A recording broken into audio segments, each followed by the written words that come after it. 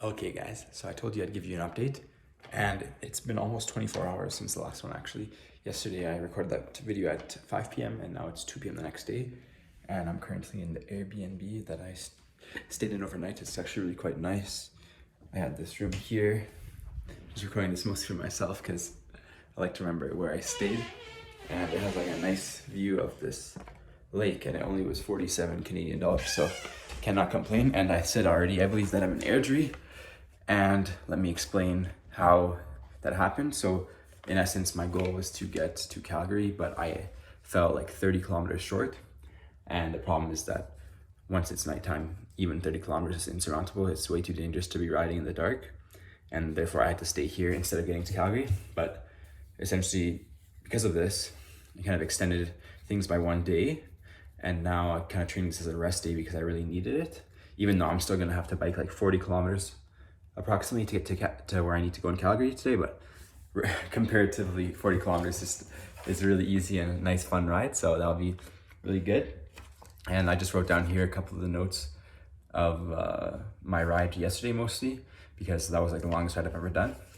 It sucks because one part of the ride I had my Strava turned off, so it says like a straight line from where I paused it to where I unpaused it, which was like I think 30 kilometers. And therefore the distance is now less because it really takes the direction a bird flies as opposed to like the direction I went, the path I went on, which was much more, it wasn't straight essentially, like the road curves of course, so it's not the fastest route between 2 points. Okay, first of all, it's funny because on quite a few towns that I passed through where it's essentially like acreages along the highway, there were sometimes dogs that would come bark, and like once when I was riding through this village, these dogs literally came, like this one dog was aggressively barking and came onto the highway. So I had to like go full gas to like pretty much escape the dog. I don't know what I would have done because it pretty much got like 10 feet from me, I would say. But yeah, luckily nothing happened. But yeah, dogs, they're of course used to cars passing the highway, but when they see a cyclist, I think they think it's somebody trespassing. So that was kind of funny. Yeah, and getting to Airdrie was pretty sketchy, to be honest, towards the end. Like, once I got there, it was pretty much dark, so I kind of pushed it all the way to the limit. I definitely won't do that again. Just to give a brief description, when I was at the town of Olds at 5 p.m. and the sun sets around like 7:30, I still had like 70 something kilometers to get to Airdrie, so I arrived in Airdrie at like 8:30.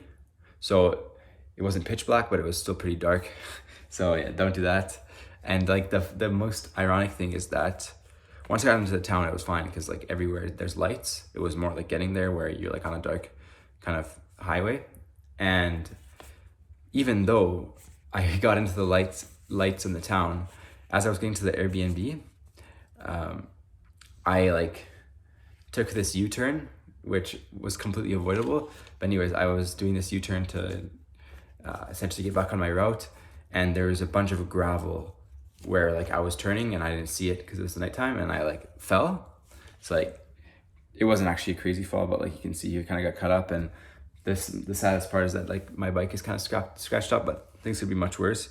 But I think that's my karma for trying to ride in the night. And the good thing is though, I was like going slow and everything, and it was like as I was turning, right? So it could be much worse. But yeah, I definitely will avoid all night riding from now on. And also, I think I've determined my limit to be like 200 kilometers max per day. Like I did, I think like 250, 260 yesterday. And yeah, that was like the limit. I was thinking to myself as I did that ride, like that's the hardest thing I've ever done in my life. And even post ride where I'm no longer like emotional and like just, it no longer sucks, right? I still think that's probably the hardest thing I've ever done in my life. So yeah, I don't think I'm gonna surpass that distance for the rest of this trip. And yeah, my hands are incredibly numb, like my pinkies, because of just being on the handlebars. Essentially at the end, like I was kind of just switching hand positions like very often in order to avoid hand soreness. But like, yeah, especially the pinkies and just along the hand right here on the outside of the palm, it's really numb. So if you're ever gonna do a ride, then expect that. But like I said in the last update, it's mostly like the butt that hurts so bad. And I'm very curious to see how good or bad it will hurt today after a full day of rest when I get back on the saddle. I know it'll be bad, but I think it won't be as bad as yesterday. I also have my new favorite snack. So I bought this 1 kilogram. I brought this 1 kilogram Costco peanut butter with me, and it's in my like top 2 bag, like the biggest bag that I have in my frame. And it has been a very high ROI thing to bring because, well, first of all, you can just have a scoop of peanut butter on the road if you're hungry. But when you go to a superstore or like a grocery store, you can make like the most elite sandwich, which is my opinion, banana, peanut butter, and bread.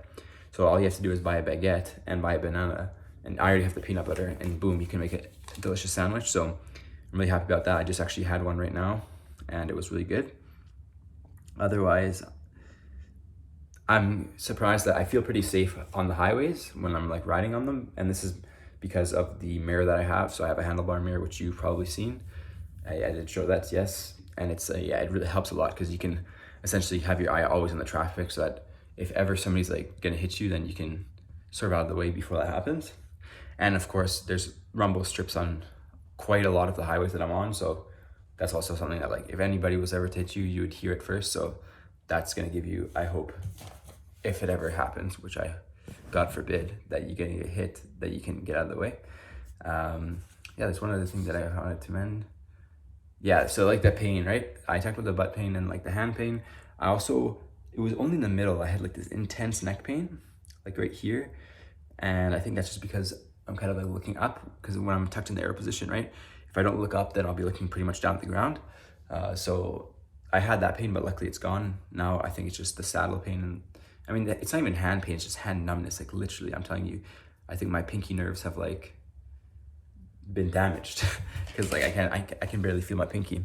And otherwise, oh yeah, like even towards the end of the ride, I was kind of pretty much cycling with my head looking down.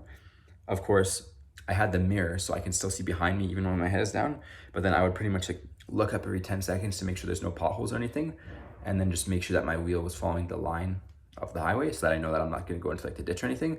But it seems to be pretty safe, like to essentially look down to relieve your neck, see your mirror on your left, and then every like 10 seconds look up to make sure that no crazy changes have happened in front of you.